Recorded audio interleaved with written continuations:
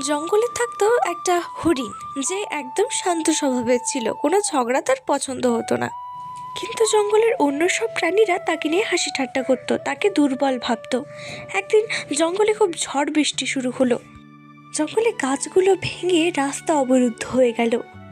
প্রাণীরা অন্য কোনো রাস্তা আর খুঁজে পেল না। অন্যদিকে তাদের দিকে হরিণের খুব মায়া হলো। সে এগিয়ে এলো সাহায্য করতে।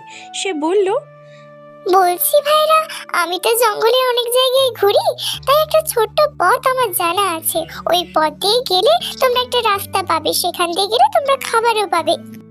সত্যি ভাই? তাহলে আমাদেরকে সেখানে এক্ষুনি নিয়ে চলো, প্রচন্ড খিদে পেয়েছে ভাই। হ্যাঁ, এসো আমার পেছনে পেছনে, আমি তোমাদের নিয়ে যাচ্ছি। এই বলে হরিণ তাদেরকে সেই রাস্তার কাছে নিয়ে গেল। এই সেই রাস্তা, যাও এখান দিয়ে ভাইরা। আমাদের ক্ষমা করে দিও, আমরা তোমাকে দুর্বল ভেবেছিলাম, কিন্তু তুমি দুর্বল নও, তুমি বুদ্ধিমান।